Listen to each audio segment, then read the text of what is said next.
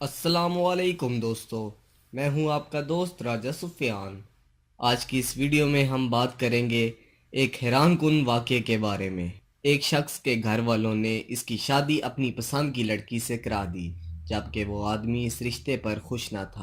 پہلے دن سے ہی اس نے اپنی بیوی کو بیوی نہ سمجھا، بلکہ صرف اسے اپنی نوکرانی سمجھا تھا۔ کبھی اس نے اپنی بیوی سے ہنسی مذاق نہ کیا تھا، بس ہر وقت اسے صرف عرب کے ساتھ کام بتا دیتا، اور بیوی بھی حکم سنتے ہی اس کے کام میں لگ جاتی تھی، اور صبر کر کے اپنے خدمات کے کاموں میں لگے رہنا اس کا شیوا تھا۔ بیوی کا ظالم خاوند تھوڑی سی غلطی اور کوتاہی پر اسے مارتا اور پیٹتا تھا۔ بیوی کو بالکل یہ حق حاصل نہ تھا کہ وہ کبھی کوئی بات اس سے پوچھ سکے۔ آخر کار شوہر نے سوچا کہ کیوں نہ اسے ہمیشہ کے لیے جان چھڑا لی جائے۔ اب وہ اپنی وفادار بیوی کی موت کے لیے اپنے دوستوں کے پاس جا کر اس کو مارنے کی طرح طرح کی ترکیبیں دریافت کرنے لگا۔ آخر ایک ترکیب پر اتفاق رائے ہوا کہ مٹھائی بنوائی جائے اور اس میں زہر ملا کر بیوی کو کھلا دیا جائے، اس طرح اس کا کام تمام ہو جائے گا۔ خاوند بیوی کے پاس وہ زہر آلودہ مٹھائی لایا اور بڑی محبت سے کہنے لگا، اسے کھا لو۔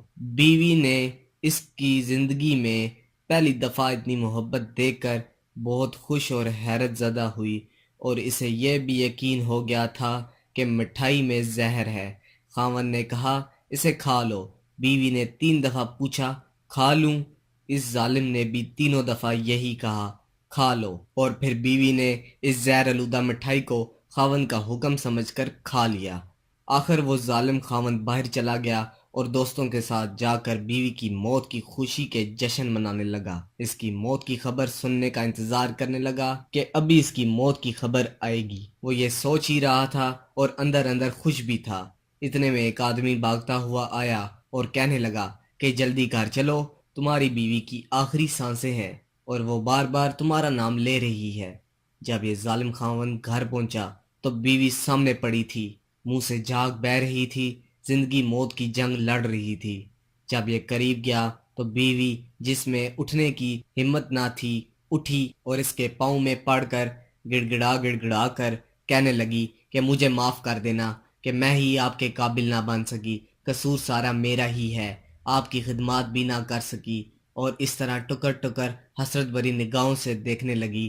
اس کی آنکھوں میں آنسو تھے کہ رکنے کا نام ہی نہ لے رہے تھے۔ اس کی یہ فرما برداری اور سچی محبت اور خلوص کو دیکھ کر اس آدمی کی آنکھ کھل گئی۔ بس جیسے ہی اللہ نے اس کے دل کی آنکھ کھولی، وہ جلد ہی اپنی بیوی کو لے کر ہاسپٹل کی طرف بھاگا۔ ڈاکٹر نے جلدی سے اس نیک دل خاتون کا معدہ واش کیا، سارا زہر نکالا، اور وہ آدمی بھی اللہ کے سامنے گر گڑا کر اپنی کوتاہیوں پر اللہ کے حضور معافی مانگی۔ اللہ کا کرم ہوا اور اس کی بیوی بچ گئی۔ وہ اپنی بیوی کو بڑے ہی احتیاط سے گھر لے آیا۔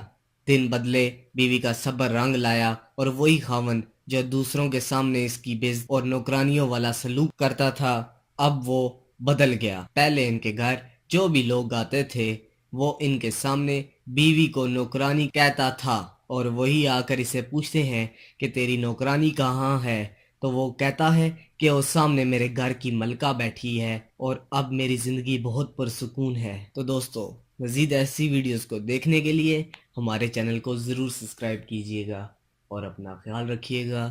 اللہ حافظ۔